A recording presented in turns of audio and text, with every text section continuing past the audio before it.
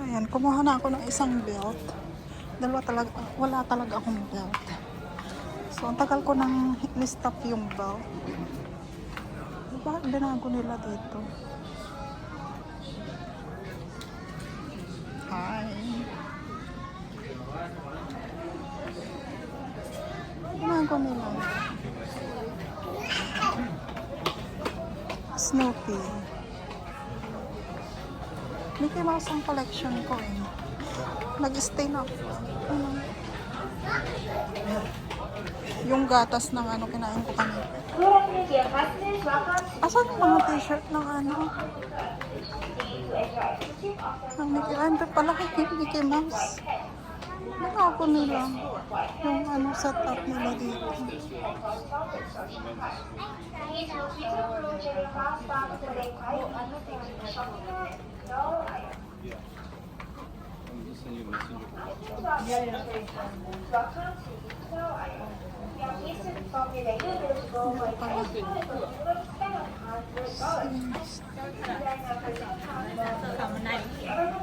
Look in our dress.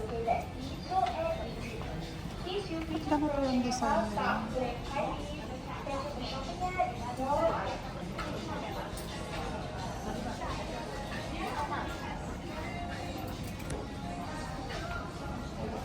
Hindi maganda yung ano.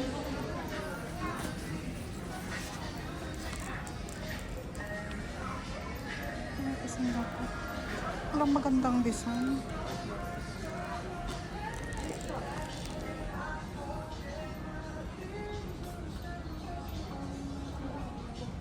May kanya. Bakit may Singapore?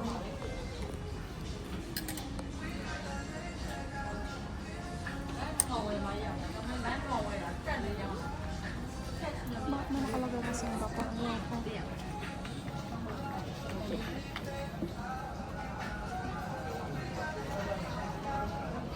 Snoopy. Lah, mana lain? Lama.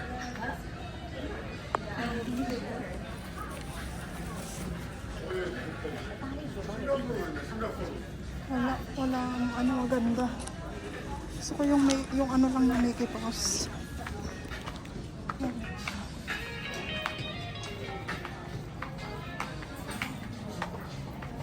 Bayan na tayo. Ito tayo ng Lakas. Ang $12. Kailan ko kaya yung ano? Shirara.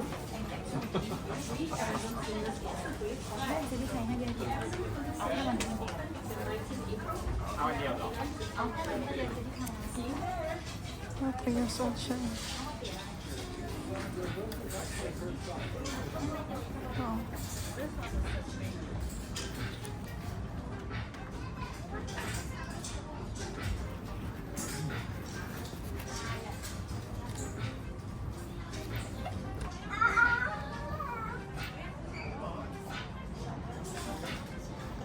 Biluhin ko doon sa batang yun.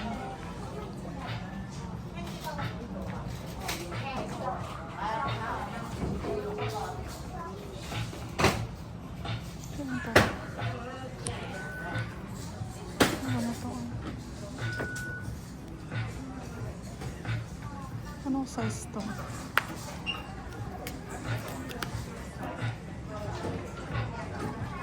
$110.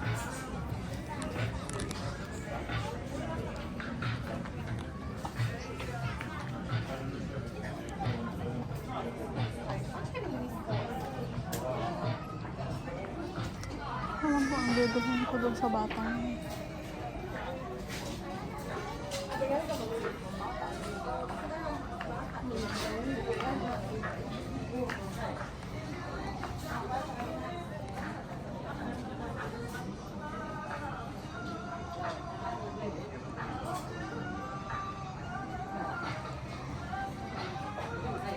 Hindi ko alam kung magde-dress yung batang yun.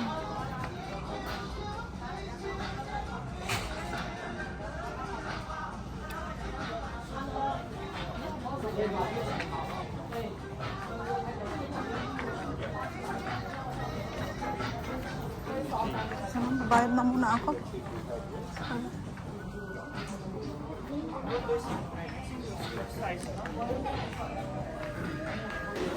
Tapos na tayo dito sa Uniqlo. Punta na tayo ng Lucky Plaza. Lipat tayo. Diyan, no? Tapos exit tayo, labas tayo. Balik ulit tayo doon.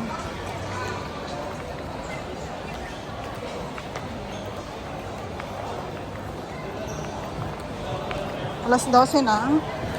12:21. Pero hindi pa ako gutom.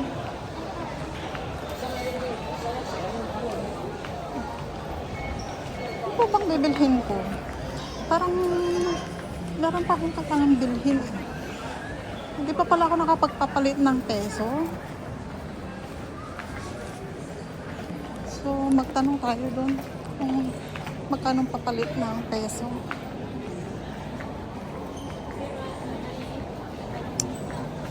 Binigay na kanina sa akin yung itinerary ng aking plane ticket. Inisahan na naman ako ng bruha. Sabi niya, Sunday ako pabalik dito. Yung pala Saturday, kaloka. So, kailangan talaga Friday. Nasa biyahe na ako kasi hindi ko alam kung anong eksena sa Pilipinas, kung traffic ba or what.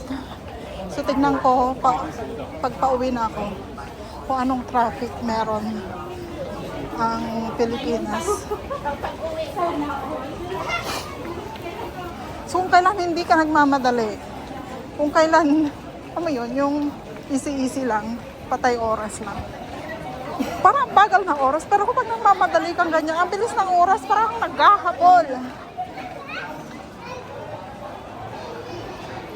Wala naman kasi akong planong gumala ngayon dahil ayokong mangitim, charot.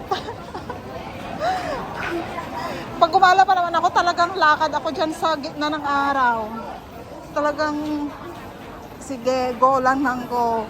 Walang payong, walang sombrero. Kahit may sombrero ako, hindi ko naman dinadala. Ang mahal ng paggawa dito kasi gusto magpagawa dito ng I-class only. Pero, akyat na lang ako ng Bagyo. Gusto ko na magpagupit dito. Pero mahal kasi $25. Sa Pilipinas, magkano lang gupit? 50 pesos? 80 pesos? Diba?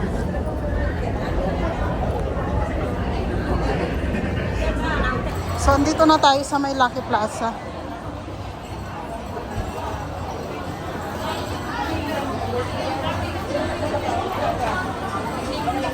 Parahin ko nga. Hello? Oh. How much the peso? Yes. 46? Okay. Just 100 only. Papalit tayo dahil kulang yung perang pauwi sa peso. Mag-ano lang tayo. Meron pa naman ako dito. Pero baka kulangin na ako sa biyahe. Dahil ang hilig kong bumili ng mga chicharon, ganyan. Tapos mahal ng pamasahe ngayon. So, kano lang to? 4,000 plus. 4,000 yata ito eh. 1, 2, 3, 4. 4,000 lang. So, yung 100 is 4,600. Meron din sana sa Chi, sa movie.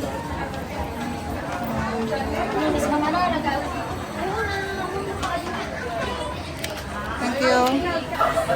Ayan, nakapagpapalit na tayo. Nagulat ako doon sa bagong pera. Sabi ko, ba't parang iba? Akala ko fake. Tatanungin ko sana yung lalaki eh. Are you sure this is not fake? Sabihin ko sana. Nahiya ako. Grabe. Kasi naman bago na. Ato for ano, for woman, for men. Ito ba yung hinahanap ni ano? Choco, 20. Sorry. Bakit ang mura? Sorry, white.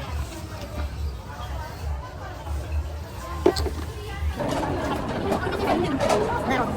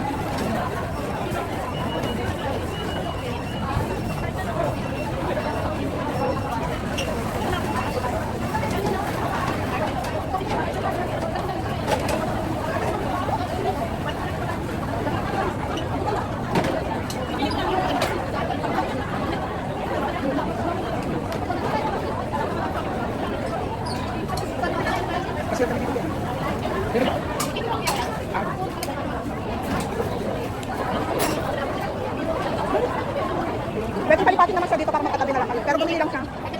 Meron. Oo.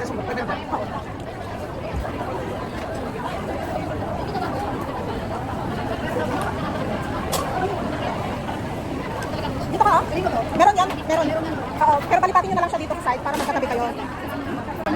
Oo, ay sa kanila. Ganun talaga. Pakidutin na. Lunch break tayo ngayon.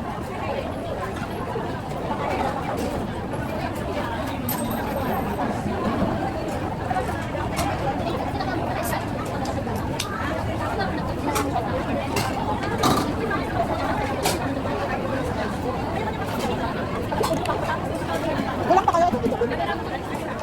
Oh, salamat din. Jen, dito na lang tabi tayo. Salamat din ha. Jen,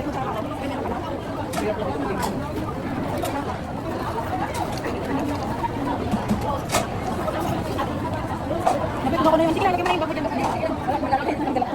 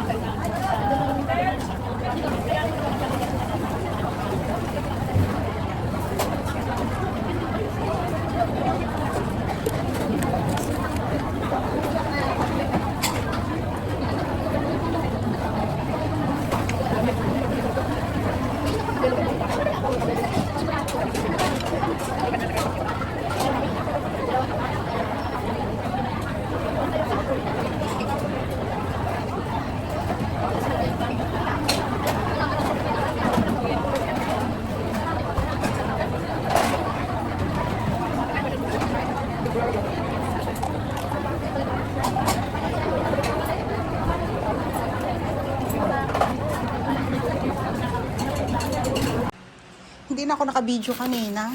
Ito na yung mga bit-bit ko, mga binamili. Mga damit. Damit ng ate ko, nagpabili siya para sa graduation ng kanyang anak. Yan. Tapos ito, sopa, damit niya. Yung kakanin. And yung sapatos ng anak ko, binata ko. Ayan. Puma, yung uso ngayon. Mahal, pero okay lang. Yan lang yung pasalubong ko sa kanya. And yung anak ko, nabilhan ko na siya ng kanyang. Ito sa akin to. No choice. Para sa ate ko sana to, kaso hindi niya bet. So sabi ko, akin na lang.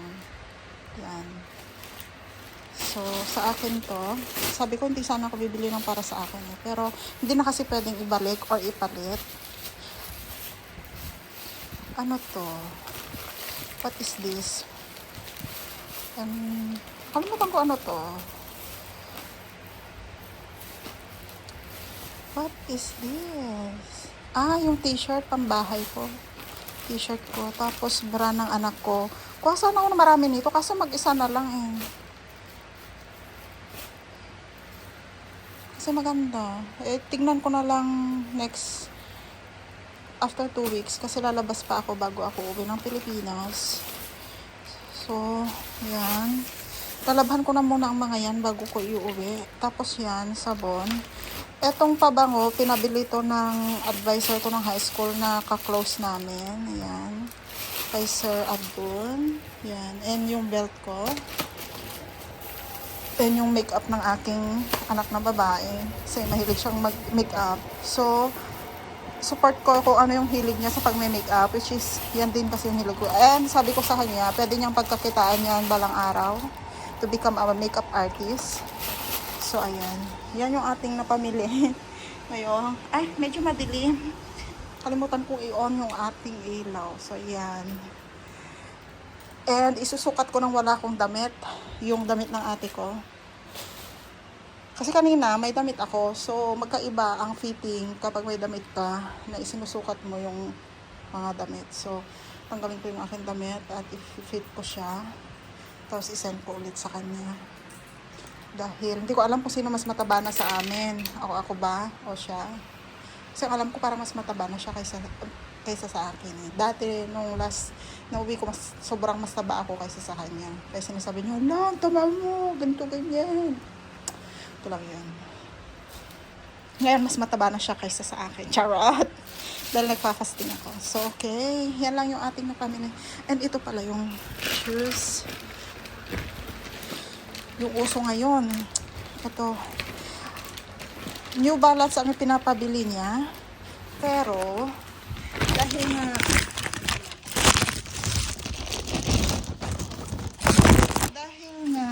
wala yung model na 550, face out na. So, sabi niya Puma na lang na ballerina. So, ito. Original to na Puma. Size 43 yan lalo pa, diba? Ayan. Parang pambabae pero sa men's ito. Ang woman is ganito din lang pero 39 lang ang pinakamalaki sa woman. So, yan. Hindi ko alam kung dadalhin ko pa ba yung box pero saka ko na i-decide kung nakabox ba na yung uwi ko or ano na, kung kasya ba sa maleta and everything. Yan. 100, kulang na yan eh. Kano ba sa peso? 169, 170 ka mo na lang. 170 is 7,000. Yan. So okay lang yan. Kasi sabi niya mas mahal daw sa Pilipinas.